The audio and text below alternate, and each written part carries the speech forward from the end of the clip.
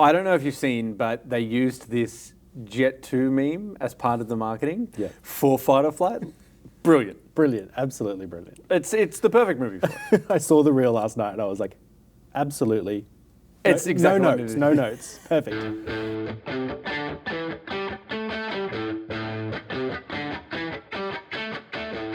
Welcome back to No Bad Seats, the Regent Cinemas podcast, hosted by myself, Luke, and Sam from Brat Face Media. How are we feeling today?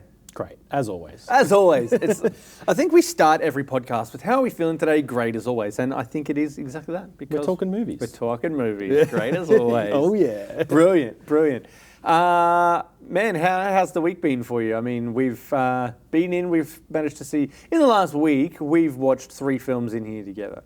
We have, yes. Since Ballad of Wallace Island, Caught Stealing, and we saw Fight or Flight. Now, we intended on watching The Roses, and unfortunately, me being sick meant that we couldn't get to it, so that's disappointing, but I'm sure we'll get to it at some point soon. But regardless, I think it's been a pretty solid run of... It's been a great run of movies. Yeah.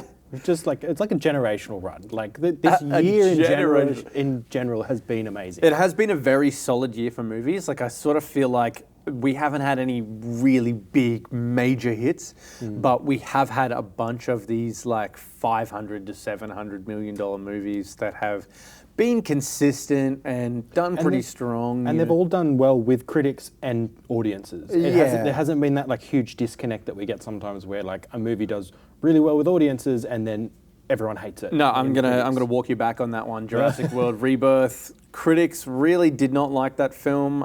Everyone I've seen who has watched it, particularly recently, people who have watched it recently and sort of caught up on it late to the party have gone, I don't understand why the critics didn't like it. It turned around and made $850 million. Yeah, I would think it's one of the biggest hits of the year so far. I mean, outside of maybe Minecraft and Lilo and Stitch, which Lilo and Stitch is the only film this year to have made $1 billion, I think Jurassic World is either third or second to Minecraft. Yeah, wow. Which is huge. Yeah. But there's your disparity with the critics. Fair enough, yeah. It was an interesting one. It's definitely not the strongest Jurassic Park movie. I don't think you're ever going to beat the original, but even apart from that, I don't think it's the strongest. I was really excited for it because Gareth Edwards was directing, and I love Gareth Edwards. It didn't quite hit the mark for me. I still really enjoyed it though. Like it was a great time at the movies. Like sometimes. And I will always show up to see dinosaurs. It's a Jurassic movie, you know. People are going to go see it regardless. It's like ingrained in me from childhood, so I'm going to always turn up. I wasn't expecting it to make $850 million, so for it to turn around and do that, happy days. Yeah. But yeah, it has been, other than that, it's been a pretty solid run of movies where it's maybe, not everything, you know, we're not in that era where Marvel's pumping out $6 billion movies a year, but we are sort of moving through this new phase post-COVID where things are picking up, and it's nice to see that smaller films. You know, 2 of the biggest successes of the year would be Sinners and F1, and both of those are technically original properties. Now, F1 we could argue has a built-in audience, is not an IP, but has an IP, has a built-in audience. But a major win for Apple, regardless. Oh, definitely, and Apple's really been bringing it strong. They're doing a good job with their releases as well. They're bringing them to the cinema and making them still an event at the cinema, which is great. And I think this has been fairly successful for them comparatively to some of their other films, even in the cinema. But I think one thing that they are doing well is that they're specifically deciding to do a co-cinema release. And I think people are still trying to work out what that looks like and how that works in terms of streaming movies, in terms of streaming movies with a theatrical run. I mean, K-pop Demon Hunters is a perfect example. Sony sold that to Netflix for $20 million. Netflix turned around and made $20 million on it in a 2-day cinema run. Now, obviously, part of that was that they had this built-in fandom because of the Netflix release. So we could argue maybe if it was straight to cinemas that maybe it wouldn't have worked that way. But it shows that there's an appetite for that sort of material there. I think Apple's done fantastic with it. I think Amazon is likely to continue doing that. Netflix has Narnia coming out with Greta Gerwig, who had done Barbie, that she partnered specifically with IMAX. So there's a guarantee that it's going to IMAX, and I know that there's discussions on whether it's going to get a theatrical run. And I think with K-pop like solidified those discussions to make them a bit more sided towards Greta, that she might get that. Yeah, exactly right. Which Netflix had traditionally, Ted Sarandos is often talking about how he doesn't feel like the cinema experience is the way of the future.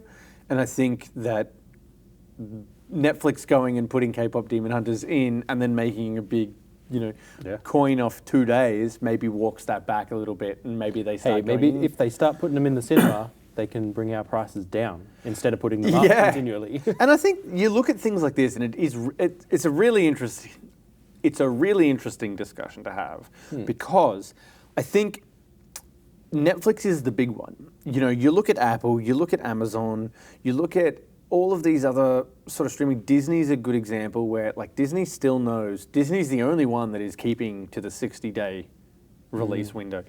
But places like Amazon are turning around and releasing Red One in cinemas a month beforehand and giving it a month theatrical run. Now, whether or not that was the best film in the world, I enjoyed Red One fine. It was a dumb The Rock Christmas movie. It was exactly what I expected.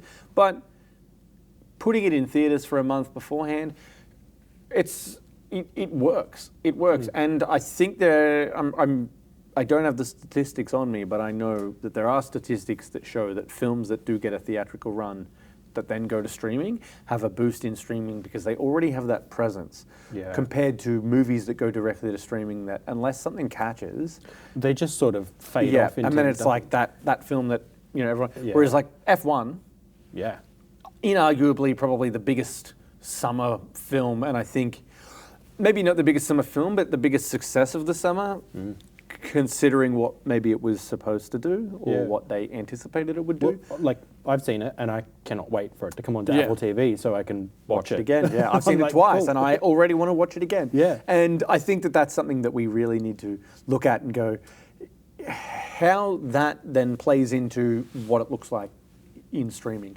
So Amazon's a good example because they now own James Bond, having the rights to James Bond. Like, does anybody really want to see a James Bond film on their TV at home for the first time? No. I want to see Bond. The answer is no. The answer is no. I want to see Bond on the big screen doing crazy Bond things and in this environment where the shooting and the cars and everything that's going on You're immersed in is it. immersive. Yeah, exactly. You don't put that amount of money into these films to not put them on the biggest screen possible. I mean, that's just my opinion, but I think Amazon are going to look at it and say the same thing. I really hope so. I find Amazon currently are, to me, probably on the level of Netflix, where they pump out I feel like every week there is a new movie on Amazon. Yep. That's, might have some big stars attached to it and whatnot, but they're very run-of-the-mill. Yeah, the movies are getting made for the sake, they're making content. Yeah. But they're not having these major event sort of films that do draw numbers. And, you can attach stars, and when you're Amazon and you've got billions of dollars to spend and you can justify attaching stars to these films, it maybe does draw people to their service. But I think, as we said, there's a statistic that proves that when the film has had a theatrical run first, once it hits streaming services, it is more successful. Yeah. So I think that that's really cool. You look at that and the run of movies that we've had. Hopefully, F1's success means that Apple's going to turn around and continue doing theatrical runs and maybe encourages others to do the same. I know that even Moana 2 was originally designed as a Disney Plus release. Okay. That they ultimately said no, let's put it in theaters, and pretty sure that made $1.4 billion. Yeah, right. So, wow. It's there. Yes. The value is there for sure. And then keeping a 60-day window, and then Moana 2 is still going to perform on your streaming service. No worries. It just makes sense. And obviously, us sitting here discussing a film discussing film in a podcast, the business minds behind the operation. You know? Yeah, exactly. We make the decisions. We're the people who know what's going on. I think to me, Amazon, Apple, and Netflix are the three that stand out, purely because they are the ones coming out with, whether or not they're existing IP, but original stuff. Whereas your Disney, your Paramount, trying to think who else is out there, HBO or Max, whether they're back to HBO Max this week, who knows. They have existing IP that sort of has its own place and then goes to streaming all the time. Like they're specifically Disney and Paramount Plus, things like that. They are a movie studio first. Whereas Netflix, Amazon, Apple all came to streaming first and have now gone expanding outwards. And it's really interesting to watch them. Apple being probably, I would say, the most consistently good one. Their movies, for the most part, have been pretty consistent in being good Even movies. their series. I think Apple does this thing where they've really hit quality over quantity. Yes. The issue with Apple is that they're not marketing. They're not doing as the marketing that they need to. And I think F1 is an outlier that hopefully decides or hopefully helps them figure out that maybe they need to push more. So that we see more of this. Because honestly, I'd love to see more movies by Apple. Everything that I've seen them do, I've enjoyed. Let's hope for more in the cinema. So let's move on to some movie news, Sam. And we're going to jump straight in. I've actually got 4 little pieces of movie news for you this week. One is directly on this topic. We have a date for Dead Men Tell No Tales, which is the 3rd in Rian Johnson's Knives Out series. I am also very excited. It's got a stellar cast, a stacked cast, some might even say, as all the Knives Out films tend to do. But it's in select theatres. Now, I know here at Regent Cinemas we had Glass Onion when that came out. I was super excited about that because I love Knives Out and getting to see Glass Onion. I actually sat in here. I sat at the back of Gold Class and my wife and I watched it and it was a great experience. So I want to do the same again and I'm really hoping that Netflix decide to go full theatrical run again like they did with Glass Onion. I think with that cast, that director, you've got to. It doesn't feel like it's home as in streaming. I remember when they did the deal with Rian Johnson and Daniel Craig, and I found it really weird because I was like obviously, there's a lot of money on the table here for you guys. Good idea, but to take that, but it felt not right for those movies to go straight to streaming. Straight to streaming, and it was nice to see that with Glass Onion they did bring it out. And I guess the hard part with that is they're murder mystery or whodunit type murder mystery movies. They're not your big tentpole movies. No. So it was an interesting transaction of like, hey, we're going to give. I can't remember how much it was, but it was a lot of money. 400 million for the rights. Not to produce, just for the rights to have them on Netflix. But see, I remember when this news came out, my thought was that this was Netflix going, cool, here's something that worked well in the cinemas, and use this as maybe not a tentpole, but maybe as a launching pad, as a point to start to break into that. More theatrical runs, more theatrical runs, making it a more common thing. And I'm glad they did do a theatrical run with Glass Onion. It only got a week. It made $13 million worldwide in a week. Then you just solid. Give it a little bit more. And I think you'll see it sort of, especially there's a lot of people excited for the third one. I think it was December 13th with a 26th of November theatrical run. I am not sure on that date exactly, but I do think in terms of their theatrical run, I wonder how that's going to compete because we do have Wicked coming out either that week or the week before. So that's something to consider. You know, maybe their theatrical run is about, because I know that part of the reason that they put it in theatres is because you need to have played in a select amount of theatres to qualify for Oscars. And I know that Glass Onion got nominated for the screenplay. And then obviously they're going down that route again for Yeah. for Dead Men Tell No Tales. So I'm hoping that they'll make it a wide release because that will mean that we can see it in here, and I'm very excited about seeing it. However, if it does come out at the time of Wicked, we might see it underperforming, and maybe Netflix use that as a way to go, see, doesn't work. Yeah, which is unfortunate that sort of politics comes into play where they play dirty little tricks and then lay it out as evidence, and it's like you didn't give that a fair run.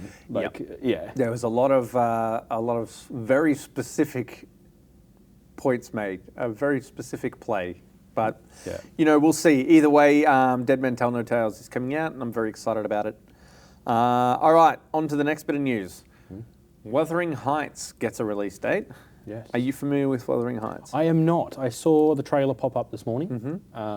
Haven't watched it yet, but I've also not watched it. But I'm Jacob somewhat Elordi. Jacob Elordi and Margot Robbie. Yes. Yeah. My understand, I don't know about. I've never seen the original movie. It's based on a book from mid 1800s. Okay. I've never seen the original movie, but I remember when they released the original movie, someone sung this song, and I can hear it in my head right now because they had this song called Wuthering Heights. And that's what I know about it. Okay. But it's Emerald Fennell who did Saltburn and is married to Bo Burnham, of all people. It's really... Yeah, right. Yeah. Okay. And yeah, Saltburn director is this is her next project. So yeah, it's very interesting. But that is coming out February 16th, probably February 15th here in Australia. We may get it early for Valentine's Day because it's probably that type of realm. Yeah, so who knows? But that's what we're looking at. It's that release there. Speaking of Jacob Elordi, I saw Venice Film Festivals this week, I think, and they've been showing Frankenstein, which another one coming another Netflix. I think that's getting a theatrical run. I believe. Fingers crossed. Fingers crossed. I'm sure I heard they said that they were going to do it. It makes sense. It makes sense as well for that Oscar race as well, because I think Guillermo is just amazing as a director. Who else is starring in it? It's Guillermo del Toro. Is Christopher Waltz in it? Christoph Waltz and Jacob Elordi, and I can't think of who else. It's from... This is really good podcasting. It is. It's great podcasting when all they hear is Oscar us Isaac. just going, Oscar Isaac. That's it. Star Wars, Ex Machina, who is it? Oh, Oscar Isaac, man. yes. Yeah, of course. Yeah. So another solid cast with a great director. Yeah. Something super interesting. And I think anytime you get Guillermo doing something in those mystical worlds, which is most of the time. That's what he does, yeah. He does it so brilliantly. You just get this just so much richness in what he does. And I think he's just someone that everyone needs to know about and not enough people do. Absolutely. That you go back and watch any of his films. They're just beautiful. So while we're talking cast, this is one I'm very excited about. Sean Levy's Star Wars Starfighter. Yes. That is coming out in 2027. So we've got Star Wars films. Star Wars has taken a bit of a break. And I think it needed to. It needed to. Star Wars has taken a break. It needed to. They've done some Disney Plus series. Some have been good, some haven't.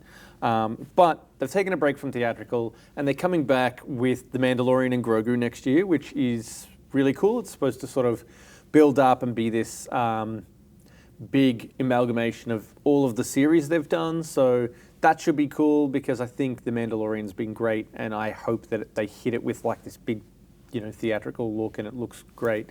That comes out next year, which super exciting. But following year, 2027, we've got this Sean Levy Star Wars Starfighter coming out. Now, the cast already stellar, interstellar even. They had Ryan Gosling, the best Ryan, Mia Goth, yep, and. Oh man, I wrote this down. It's not Oscar Isaac. It's not Oscar Isaac. It's not Oscar Isaac. They had Ryan Gosling, Mia Goth, and I'm going to check my phone. Hold on, podcast pause while I check my phone for my notes. Matt Smith. Oh, nice. Yeah, so they had With Ryan the Mohawk Gosling. this time? No mohawk. Oh, damn. I mean, he may have a space mohawk. Who knows? Ryan Gosling, Matt Smith, Mia Goth. That's who they had already. Yep. This week, they turn around and they announce Aaron Pierre, who is, we will know by this time as Jon Stewart in the Green Lantern series that's coming out. It was great in Rebel Ridge, I think it was. Yeah. Yeah. Yep. So Aaron Pierre, great. Amy Adams. Yeah, right. Yeah. Okay. Yep. Amy Adams. And then, to top things off with just a cherry, don't know if you're familiar with a little show called The In-Betweeners, but Simon Bird, has joined the cast of Star Wars Starfighter. Amazing. I am so on board with this. It's such a weird cast. Gosling, Mia Goth, Matt Smith, Amy Adams, Aaron Pierre, Simon Bird. What is going on? Yeah. Because who's directing? Sean Levy. Oh, sorry, yes, yeah. Sean Levy. To add to this, from my side of the excitement, Claudio Miranda is cinematographer for it, who previously did F1 and Top Gun Maverick. So all I'm thinking is we're going to get the most amazing Starfighter sequences you have ever seen. It's going to be incredible, and Ryan Gosling definitely just screams scoundrel to me. You know, give me like new Han Solo. Like he's going to be in that Han Solo sort of for so long he was tapped to be the young Han Solo. Yeah, and thankfully didn't. I don't think it suited his trajectory. Yeah, I think being able to make something original within this. Yes. He is someone who has notoriously sort of chosen those different roles. Yeah. And not gone for just the straight Marvel role or tentpole type of thing. Yeah, which is why like this whole cast seems to be full of people who I don't typically associate with. Yeah, definitely. Well, Mia Goth, Matt Smith. Yeah, you don't. And I know that Mia Goth was someone who I think they'd offered it to the girl Honora. Mikey Madsen. Mikey Madsen. Yeah. And I think Mikey Madsen had just won the Oscar and was like, money. And then I can do what I want. Come on, Disney money. I'm an Oscar winner. But yeah, so Mia Goth, excellent choice regardless. But I think, it's such a fun cast. And was this the one that Patti Smith was originally going to be directing? Or is this a different one entirely? Because at one point she was going to be directing... No, Rogue Squadron. Patty Jenkins. Patty Jenkins, not Patti Smith. I was like, Patti Smith? Who the hell is Patti Smith? This is the most generic sounding name ever. Some like Patty Jenkins' Rogue Squadron was sort of announced in... Like, it was announced really quickly. And then... I remember they even did like a teaser for the movie, but a teaser video of her roller skating and talking about it. Yeah. And it was like right as...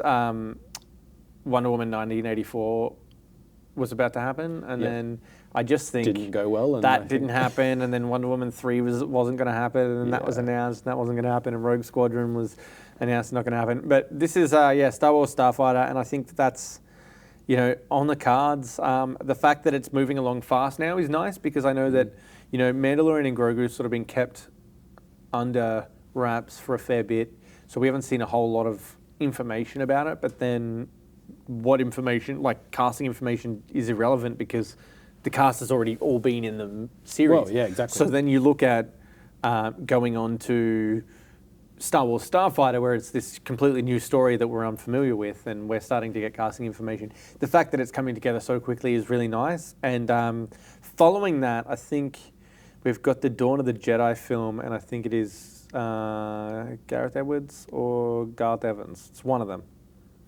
I'm pretty sure. I would say maybe Garth Evans, only because Gareth Edwards already did Rogue One. But could be wrong. They could have got him back. Who was it that was tapped for the Swamp Thing movie? I think that... one of those All right. two. Again, podcasting. This is where we need someone, an editor behind us being like, it's this. Yes.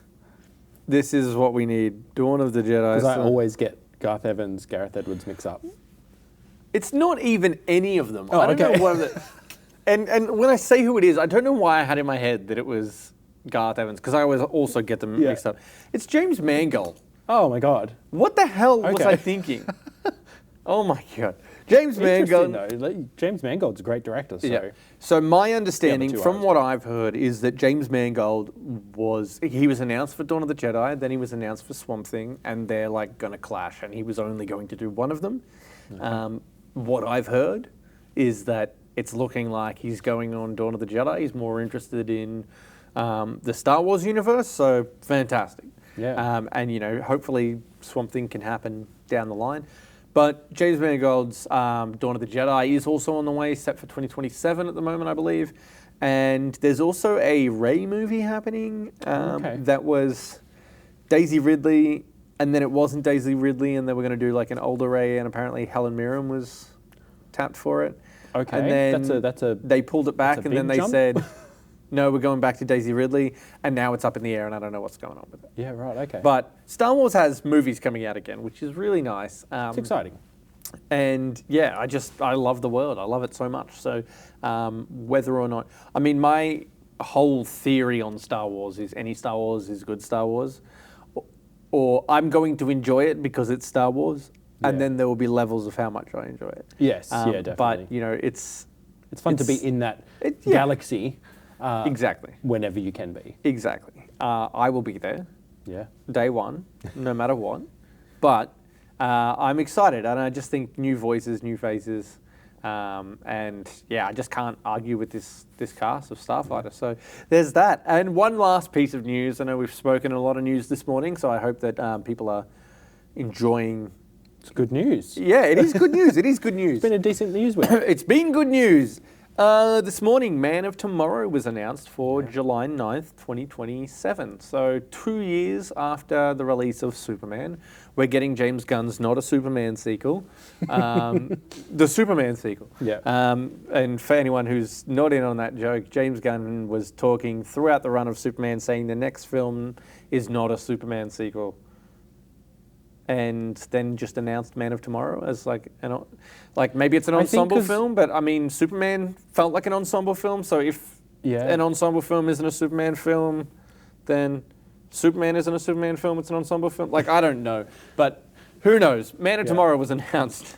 Well, so Supergirl is 2026. That next year. Yeah, Supergirl's like June 2026, and I think there's been talk recently about this new DC film set for May 28th.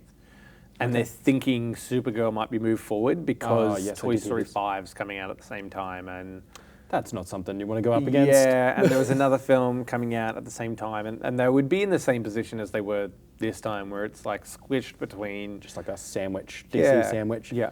Yeah. No, so the speculation is that it'll be at the end of May, and it's currently set, I think, for July. Yeah, so...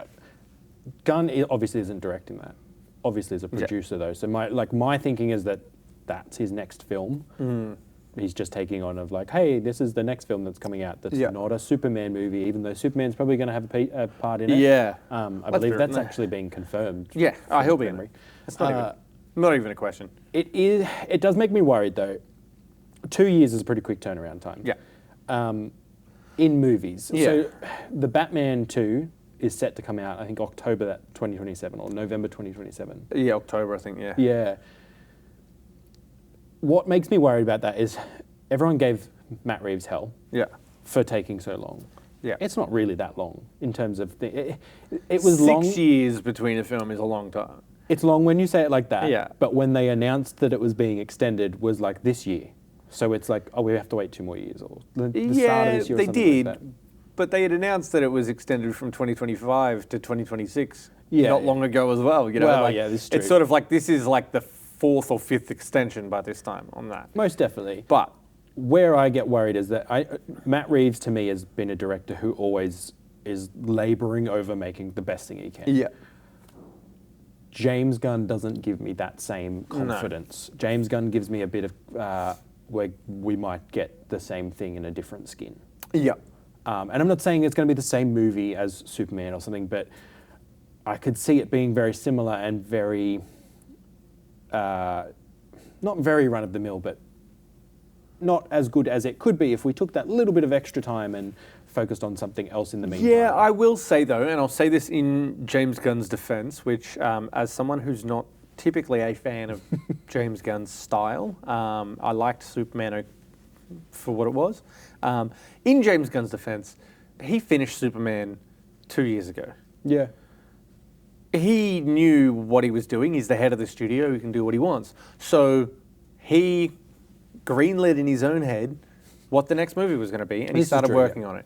So, well, yeah, maybe we're only seeing it now. It's not like when they announce a film and they need to get a writer. The script's done. He knows what he's doing with it, and he can turn around and they can go into production 3 weeks from now if they want. Yeah, and that gives us the time in that instance. If the script is done and everything, then I think, yeah, great. It's not going to be like a typical film from, if they go and get somebody else because they can, because he knows what he wants to do. Yeah. And, he did say we are not greenlighting films unless the script's complete, but I think in his instance, or if the script is complete, if the script is complete and it's good enough for what we want. Yes. But I think in Gunn's instance, he's the guy greenlighting them. Even if it's not up to scratch to where he wants, he knows that he can get it there. He knows that he can get it to a point where he'll be happy with it, and he's the board. He's the voting board. Yeah, so he's making the decision. So it doesn't matter. He can greenlight whatever he wants. He can go and do what he wants. He'll get it to the point he wants. And he's probably close to it already because it's what he's been working on externally of that. True, yeah. So I'm okay with it, with the turnaround time in that instance, provided maybe they need to start filming it within the next It's going to have to happen soon. 6 to 9 months. Yeah. If it needs to start filming by February, Yeah. and film until July and then do a year of, CG. Yeah. Because if the CG looks like it did in Superman, like it needs more time than that because the CG didn't look great in Superman. It looked okay. But... Really? Yeah. There were moments where... There was moments where I was like, oh, this could have used some extra time. But there was a lot of stuff in it that I think really was brilliant as well. I would not like call on the level of... There's probably not a frame in that movie that I would call brilliant. Okay. I enjoyed the film. I'm I not thought saying the it would CG be like looked Oscar okay. level CG. No, or anything no, like but that, this is the thing. Like the CG studios and the VFX places these days are, they're run down. They're overworked, underpaid. They're overworked, underpaid. Yeah. Everything looks like that. Yeah. That's not to say that Superman didn't look like everything else, because it does look like everything else. Yeah. Everything else looks just as eh. And yeah, this is true. There was some moments in Superman where I specifically remember thinking, Man of Steel came out 12 years ago, and the CG in that looked phenomenal. Now, granted, this was a time when VFX companies were getting the time to do what they need to do, but it points to the thing. Let the VFX companies do what they need to do. Give them longer than 2 years. Exactly. Give them the time to make the product good. Yes. Give them longer than a year, And Yeah. that's why, back to what we're saying, shoot quickly, get the content done, send it to the studios or whoever's doing it, and give them the time to make it look good. Because if I don't see an improvement, this is where we come down to reskinning the previous film. It needs to be a step up. Superman was fine for what it was. Yep. They need to continue to invest in what they're doing. I feel like Supergirl shot quickly and had a lot of that maybe that was already being worked on as well, which is good. So we've got that in between as well, which will be interesting. But I just want to see a step up. I want to see continued growth from DC. Yes. Because while I wasn't 100% where, I didn't feel like Superman was 100% where I wanted it to be, I am willing to give them 4 or 5 movies to find their feet. Yeah, no, that's fair. It will be interesting to see how Supergirl does. Obviously not being the biggest character in the DC lineup, I'm very interested to see how it does and how well it performs with audiences and at the box Supergirl office. rules as a character, and I think Craig Gillespie being attached as director and Millie Alcock as Supergirl, like having an Australian director and star, great. I'm sold. I was more excited for Supergirl than I was for Superman because of those factors. Jason Momoa attached, always good too, but I think historically, unfortunately, female-led superhero films don't tend to be received, well, not even received the same way. People don't come out in droves the same way, and I think that's really disappointing. Yeah, most definitely. And I hope Wonder Woman was probably the biggest we've had. It hasn't exactly, but really gotten close since. Captain Marvel made more than Wonder Woman did, but Captain Marvel I think made more than Wonder Woman did. Did it though? Yeah, not the Marvels, Captain Marvel. made $1.1 billion to Wonder Woman's $750 million. Okay. However, Captain Marvel made $1.1 billion just before Endgame came out. Yeah. At the height of Marvel's, we can give you whatever we want. We could give you... Whereas now we're seeing Kevin Feige's... Fantastic Four barely breaking like 500 million or something like that. Exactly. So I do think, that was part of a generation where you could put out whatever, and as long as it was the next Marvel film, people were coming to see it. So that's fine.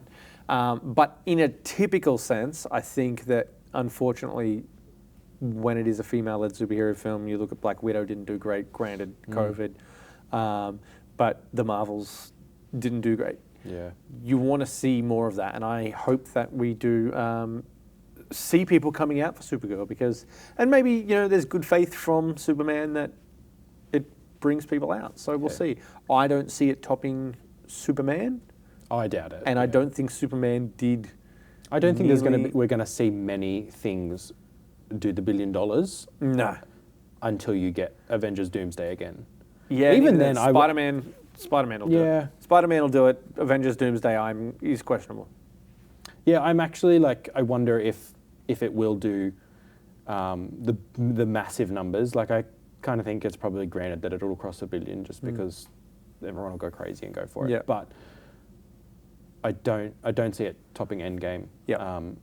It'll be interesting to see where it does land because I think there is definitely that fatigue has set in. Yeah. Especially with the Marvel side because they're still running with the same. I know they're kind of soft rebooting things and stuff like that, but it's still very much the same thing. Whereas DC's sort of up at the moment is that they've got it's a full refresh. Hey, this is a new universe. Come and see what we've got to offer. And it's a starting point. It's we can watch this, and I think honestly, part of the thing that Marvel did wrong was during COVID put everything onto TV shows because what it did was it allowed people to go, I don't have time to watch a TV show, now I'm out. Now I don't need to, whereas prior to that everybody was, I need to see this film because it's the next one. And if I miss it, but it's only one film, I can afford 2 hours. Yeah. But then if it's 6 hours of a series and then another 6 hours of a series and then suddenly there's 30 hours of content that you need to see. Yeah.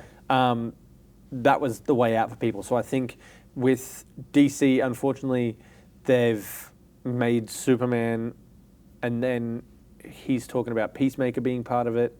That's probably not ideal, but if they can keep it to the movies where it's just see the movie and you need to see the next movie and see the next movie and then these other things just maybe add context. Yeah, I'm not bothered by a to. TV series just having an offshoot story or something that runs alongside. But then don't call it a direct sequel. Yes, and I don't need it. I don't want it to have things that I need to watch because a lot of the I didn't bother with nearly any of the TV series from Marvel. I watched one or two and I was like, the quality is so far removed. And then what happened was that then because people were off the train suddenly with the series, then they felt like, well, I don't need to see the movie. And you're an example, you saw Thunderbolts, it came out 4 or 5 months ago, you saw Thunderbolts the other night. Yes, yeah. So previously, people wouldn't have waited. They would be like, I have to go see it. And it's exactly what has happened to cause all of these movies to just go, unless they're nostalgia-driven like your Deadpool and Wolverine or your Spider-Man No Way Home, people were going to see those because Tobey Maguire and Andrew Garfield are in it. Yeah, we're dropping in the Remember Berries in there. Yeah, exactly. So that's something to consider, but interesting news regardless. And yeah, we've got Supergirl next year and we've got Superman Man of Tomorrow the year after. The one other thing I was going to say that it does make me slightly worried about the whole Superman coming in 2027 thing is that going back to the kind of politics of things, with Batman being out that same year, I worry that there is a part of let's get Superman out in 2027 so that we can say, look what we did in 2 years versus 6 years.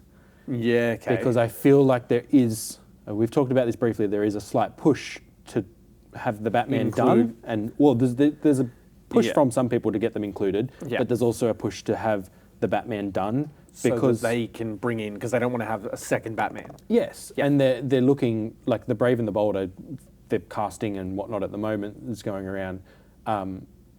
but it's not going to be Robert Pattinson. Well, for what we know, it's not going to be Robert Pattinson's Batman. Yeah. And I think And I'm on board with that. Leave Matt Reeves to do Matt Reeves things. Robert Pattinson's Batman needs to just stay in its own universe. For all the people who are saying that they could fit, do not make them fit. They're completely different tonally. Matt Reeves and James Gunn are completely different writer-directors. Oh, yeah, 100%. And they just need to be separate. Keep them separated, the offspring, as far as I'm concerned. Yeah, and I'm happy with them separated. I just want them both to continue, Yes. is what I want. I don't want them to then go, oh, well, we've got a Batman, we don't need Matt Reeves' Batman anymore, because that's the Batman I'm interested in. Yeah. Matt Reeves' Batman is amazing. And then I'm just, not to say that Brave and the Bold's not going to be amazing as well, but I love Matt Reeves' writing, I love his directing. They need to make them different enough. I think Matt Reeves' Batman really leans into that dark, gritty... Detective Batman. Detective Batman. And I hate the terms dark and gritty for Everything's dark DC and because gritty. everything's considered dark and gritty and it's buzzwords. But I think realistic. Yes. It leans into realistic Batman. Brave and the Bold, Gunn's Batman's got to lean into that fantastical element and really go hard on over-the-top, fantastical. Yes. And we don't make need it that Batman way. in armor for that. Let's put him in his cloth suit and still make him as in the blue. tough as, Yep. Make him. Yeah, exactly. That's what I want to see. So do that. It doesn't have to be realistic, and lean into it because you've done it with Superman. So do it with Batman. Don't merge an existing universe where realism works. Give us all of those, Superman would not work in Reeves' Batman universe. Leave it out. Yeah, give us all of those fantastical rogues gallery as well. Like give us Ivy, give us Ra's al Ghul, Yep. and put him in the Lazarus pit. Show us how that all works. Like give us the Give us fantastical all of stuff. these elements that we haven't had to see. I want to see Freeze. I want to see Freeze, who is an God, Arnold. I want Freeze. I want to see Freeze come out. I'd love Freeze in Batman 2 anyhow, but Yes. I'll take him in either universe. Just give me the rogues gallery. But I want to see him in like the full suit. Yeah. Yeah. There's a lot that could be done. Oh, definitely. And we'll see what comes of it. All right, so this week's film, Fight or Flight. Now, we had a chance to see this a couple of days ago, and I mean, I walked out of it with a big grin on my face. It was, again, I feel like there's some movies where you watch the trailer and you're like, that's exactly, like, you watch a trailer and you have an idea of what the film is, and then you walk out of it and you're like, it's exactly what I was expecting. And I'm not disappointed that that's the case. I felt it delivered. How did you feel walking out of Fight or Flight? Oh, much the same. I think I walked out with a big grin on my face. And as you're saying, movies that know what they are and lean into it is always great. Yeah. And I think that's where there's this disconnect sometimes of movies trying to be something that they're not. Yeah. And when the filmmakers know we're making a fun, gory action movie, we're going to lean into it and make it a bit silly and a bit like out there. Yeah. Everyone benefits from it. The audience has a great time. Yep. They get to make a movie that looks like they had fun making. Yeah, exactly. It was a great time at the movies. I think you and I both said it reminded us of Bullet Train a lot. Yeah. Well, we've been calling it Bullet Plane since we watched the trailer. Yes, yeah, exactly. To me, Bullet Train is still the better movie. This movie definitely goes more on the gory side than Bullet Train does. Well, I'll tell you where my thought was with this.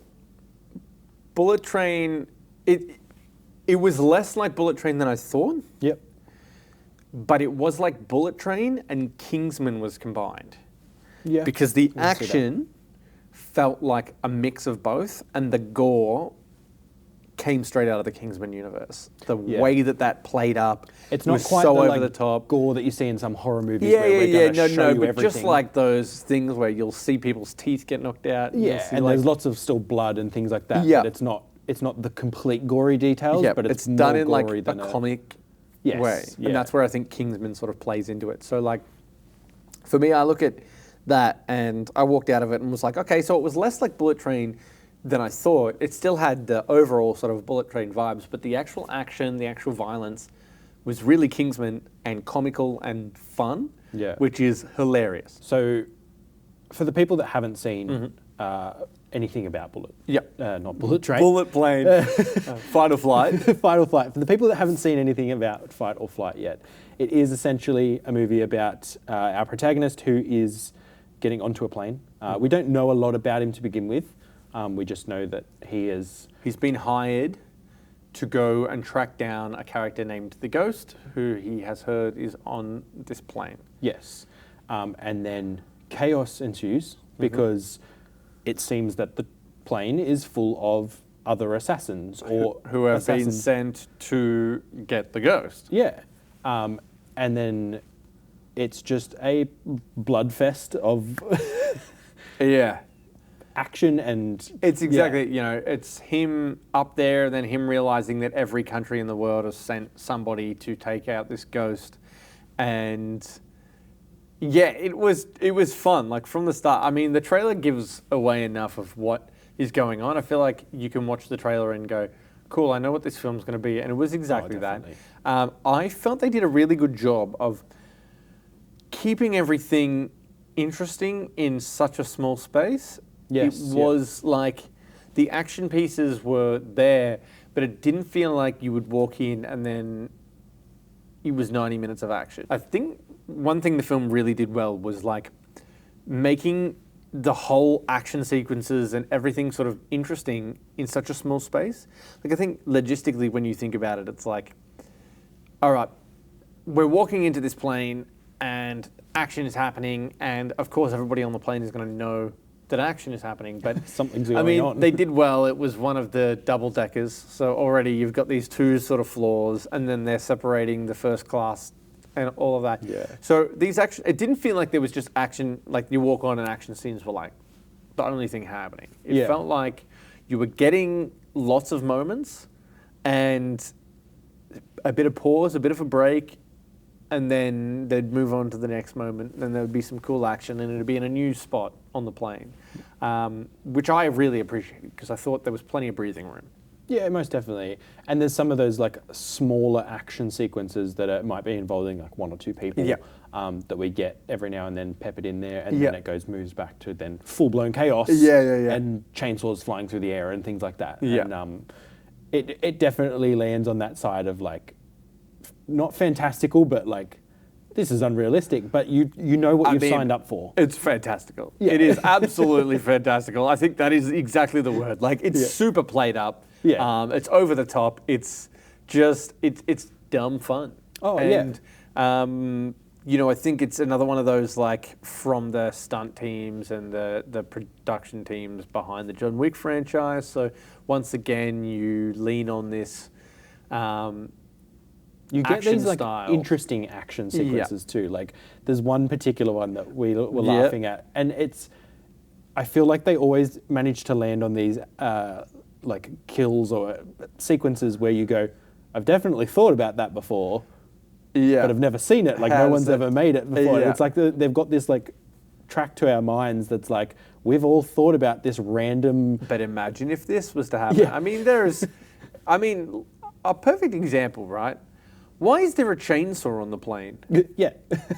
Now that I'm thinking about it, I don't know, but I'm here for it. Yeah. It made for a great sequence, and I'm okay with it. Yeah. And why did the chainsaw? Why was it filled up, ready to go?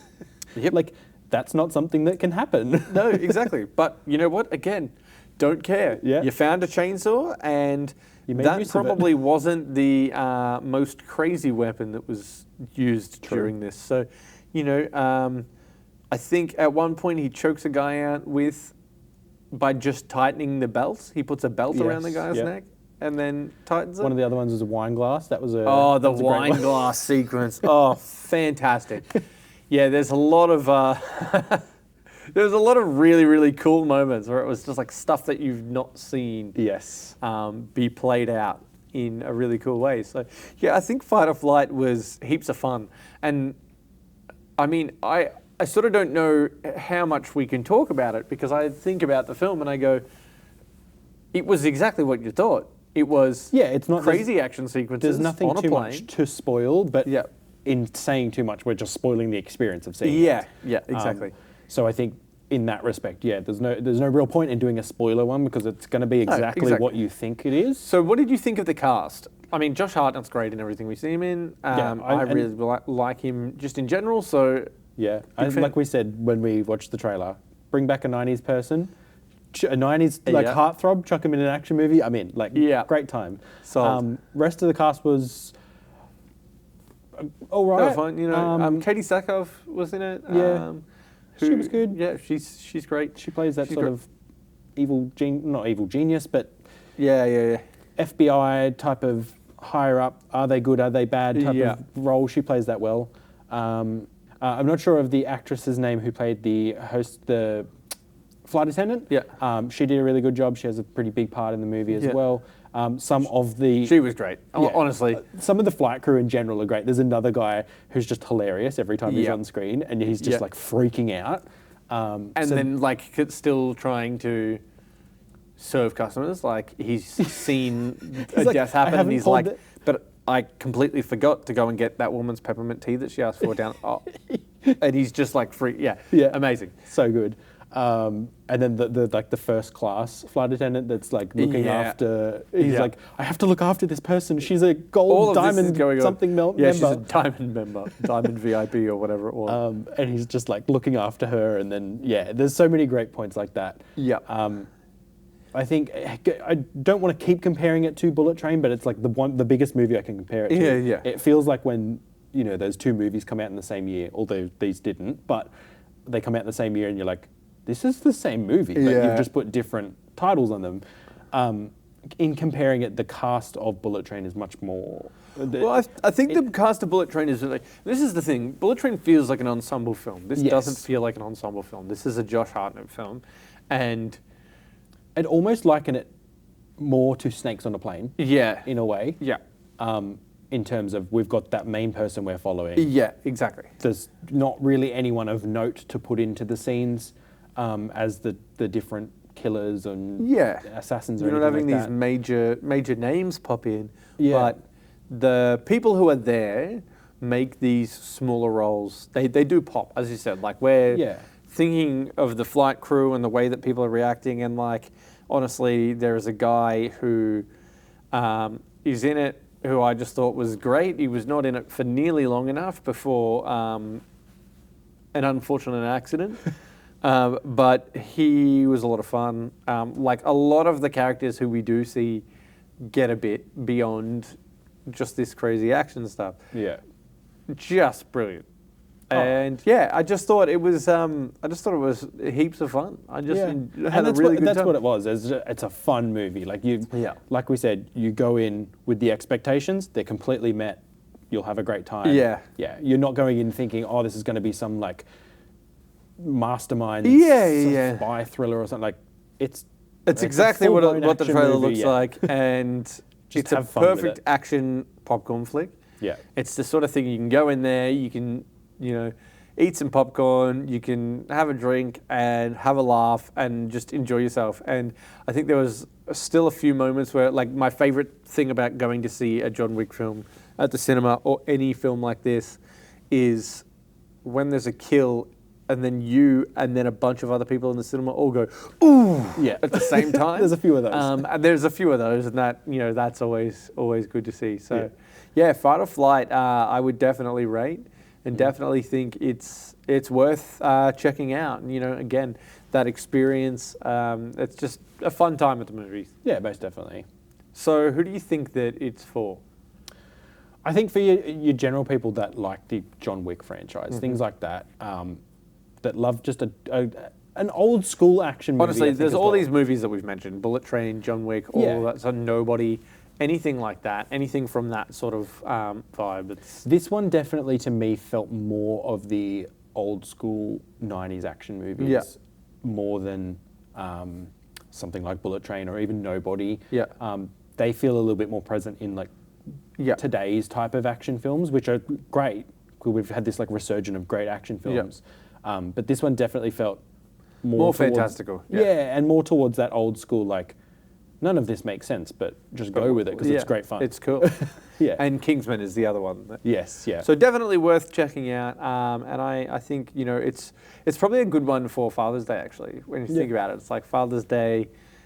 Dad's probably gonna vibe the style, and go and enjoy it. Speaking on Father's Day, we have a couple of movies coming out this week for Father's Day. I know that you're coming to watch The Naked Gun with your dad. I am, yes. That'll be pretty awesome. We also are showing F1, and then we're showing the Braveheart 30th anniversary and the Nice. and the Rocky 4 40th anniversary, which is really wow. cool. So we got a few films showing. I always love when we get these special events and these movies come back for their anniversaries, and we get to play them. And It's cool for like a lot of the people that haven't seen these on the big screen. Yeah. Like I never got to see Braveheart on the big screen. Yeah, those types of things, I think people getting back to being able to watch it on the big screen where it was intended to be shown in the first place. And that's it. There's a lot of movies that come through, and like I managed to see Fight Club for the first time. Well, not for the first time, but like last year alone, I saw Fight Club and Alien on the big screen. We went and saw Seven, which was great. We saw Seven. That was great on the big screen. Yeah, so getting the opportunity to see a bunch of these films on the big screen is always good. So it's nice to be able to have these anniversary screenings, and there's certainly things coming up in the future that hopefully we get some anniversary screenings of, and then some films that you definitely need to see on the big screen. I know I'm not going to drop too many hints, but Avatar 3 is coming out later in the year, so there's every chance that maybe Avatar 2 comes back, because why wouldn't you want to watch it in 3D again? I know I will want to watch it in 3D again. So it's really cool. We've got plenty coming out, so very definitely exciting. worth checking out. All right, this week's popcorn poll, I've got 4 answers for you. Okay. It is, what is the best action comedy hybrid? We've got Fight or Flight. Yep. We've got True Lies. Okay. Rush Hour. Oof. Okay. Yep. 21 Jump Street. Oh, jeez. Making it hard on me this week. No, really putting the pressure on. Oh my gosh. That is a really difficult one. It's between True Lies and 21 Jump Street for me. Oh, okay. Yep. 21 Jump Street is just so funny. Yep. And I think they did such a good job on it. I think I'm going to go True Lies, though. Okay, all right. See, that's not where I thought you were going to go. Oh, really? Okay. True Lies, I think, to me, it's that typical 90s action movie. Yeah, like, it's a and classic. it is a classic. It's James Cameron just having fun. Yeah. That, plus you've got Arnie. Yeah. I love Arnie. Yeah, how can you not? Big fan of Arnie, especially from like, as a kid, I was like, who is this monstrous man? Yes, of course. Is just amazing and funny somehow. Yeah. When I don't think he thinks he's being funny, like, he's just... Yeah, I don't know whether he knows that he's hilarious. Yeah. I just think of him in thinks Batman and Robin, and just like, I feel like he was just like coming up with all these ice puns. Yes. I don't think it was in the script. I think he was just making ice puns and saying Stone them Cold with sincerity. saying, yeah. Stone Cold? Yeah. Oh. That sounds like an Arnie ice pun.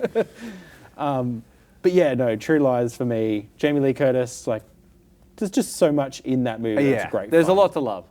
Yeah. I Where are you think going?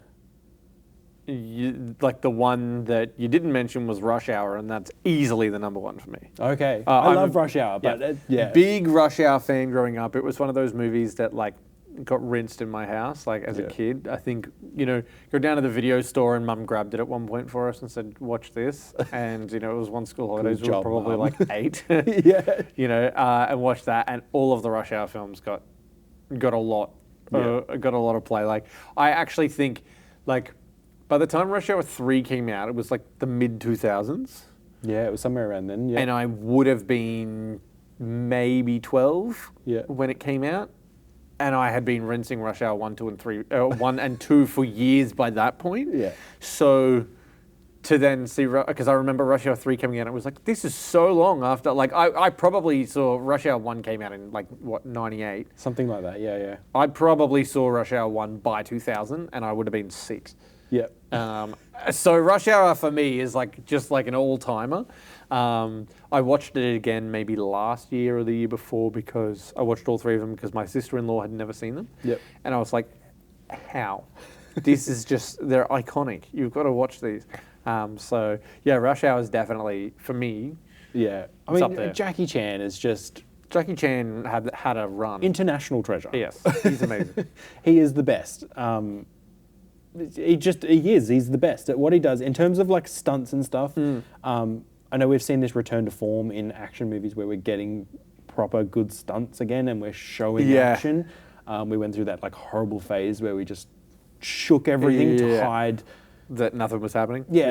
But like still no one's really on that level of Jackie Chan. Like he commits. And you watch those movies and you go, there's no CGI here. He commits, nobody gets hurt, and I think on the set of Rush Hour he broke his ankle and then just had his cast painted as a sneaker.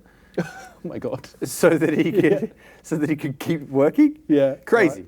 I mean, the only other person that you can put close to him is Tom Cruise. In terms of that sort of, but really even then, like, it's not the same thing. Jackie's still. I think the thing that I love about it, and like where it plays really into the action comedy sort of thing too, is that he never kills anyone. Yeah. And he always goes in these like really elaborate ways of like knocking people out and doing all this like fun stuff. But then you like look back and you're like, everyone is knocked down, but nobody has been hurt. Yeah. Brilliant. It's so good. Yeah, no. That's definitely where I would go. Okay. And then I think the people listening can then put in their own votes. Yeah, that's what I want to. That's what I want to hear. What do you guys think? So I'm going to name the 4. If you haven't seen Fight or Flight, obviously that's out. But on top of Fight or Flight, we had True Lies, we had 21 Jump Street, and we had Rush Hour. Which one is the best action comedy in your head? Yeah, fight it out. Fight or Flight it out. Terrible. All right, so we just watched the trailer for 28 Years Later, The Bone Temple. And yeah, we've got thoughts. Let's start with the fact that Ralph Fiennes comes back. He was a real highlight in 28 Years Later, I thought.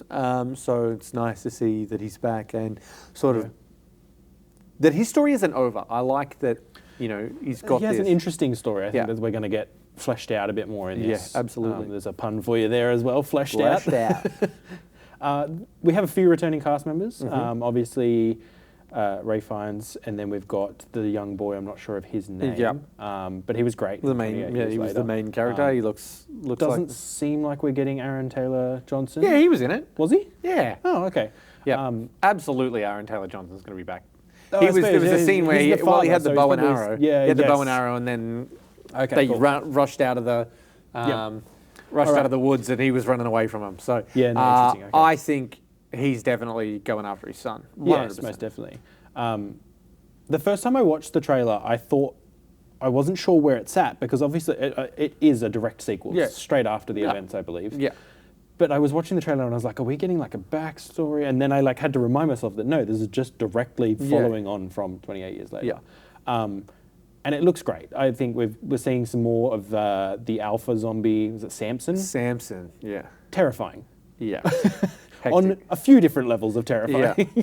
And I think that's part of what Ralph Fiennes is bringing to it. Like this character was someone who, we saw in the movie he was terrifying.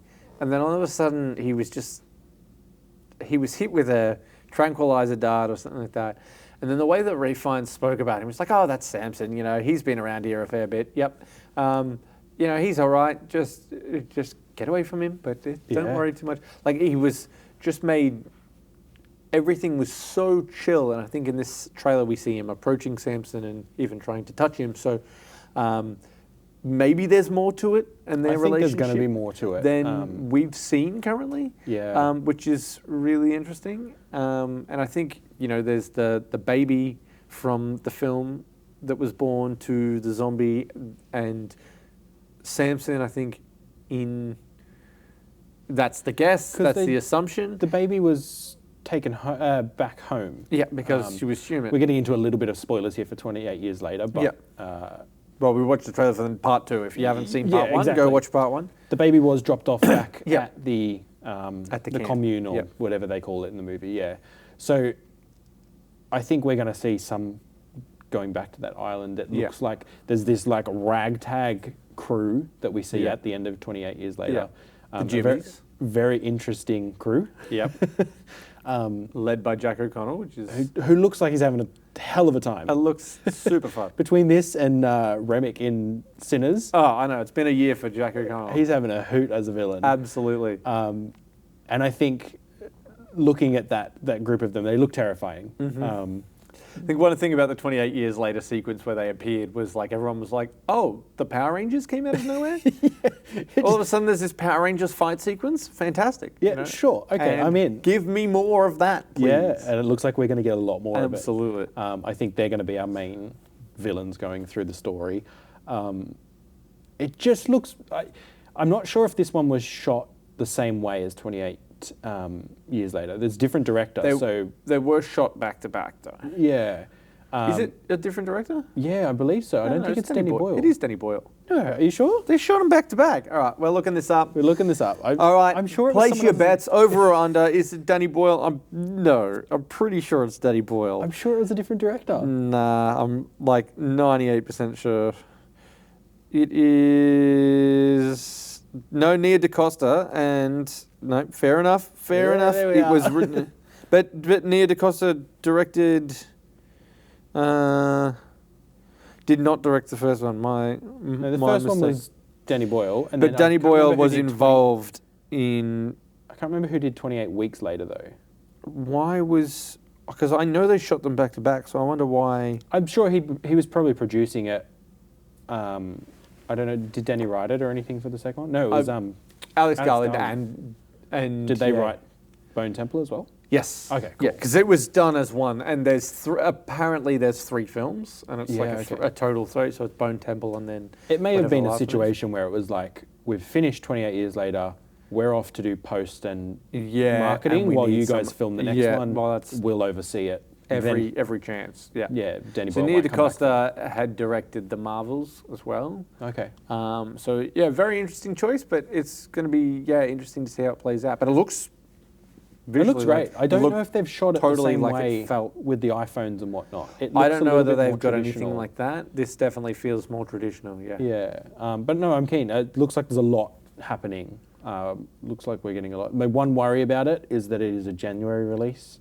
It's not even a January release here. I believe it's a February release here. Yeah.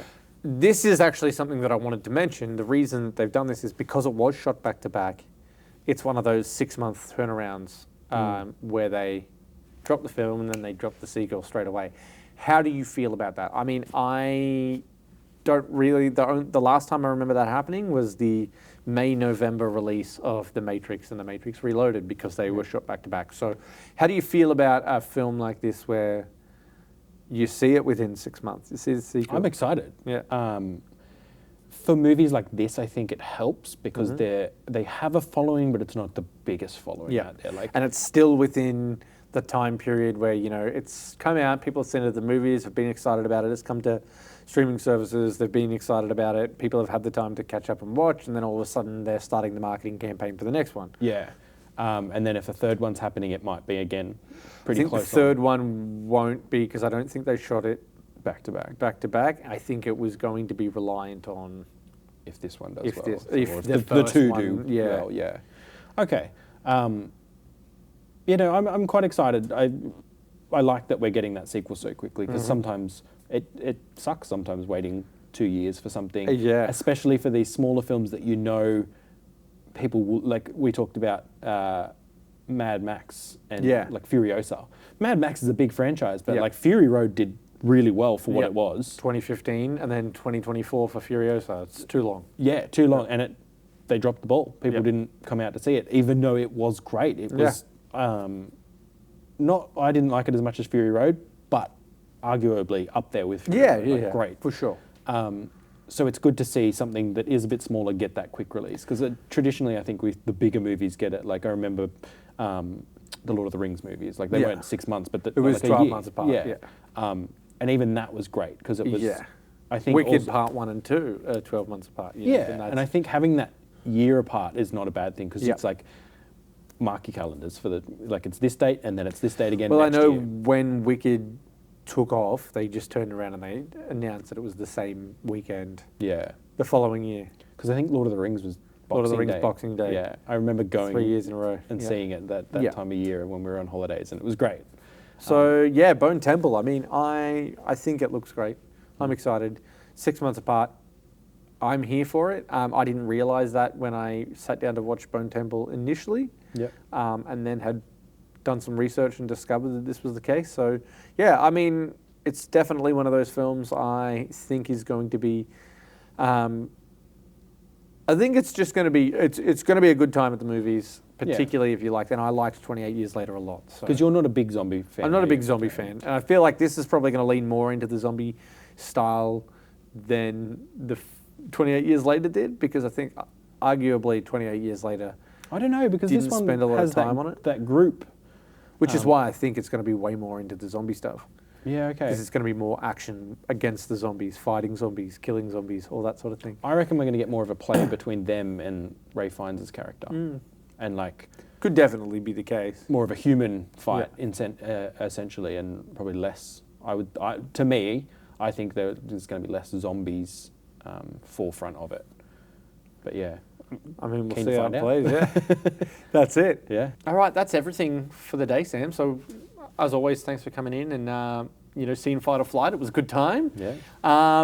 Is there anything else that you want to put forward to our audience, to people listening? I don't think so. I mean, if anyone's got any suggestions for upcoming movies that they would like us to see, because at the moment we're kind of just choosing them based on what we want to watch, or what is coming out that week, and we go, hey, that looks good, let's chat about it. Yep.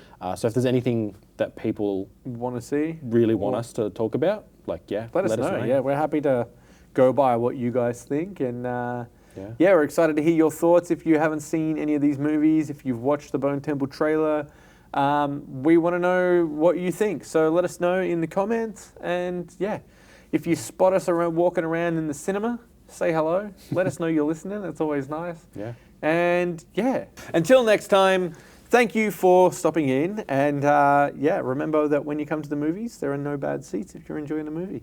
Yeah. Thanks for being here.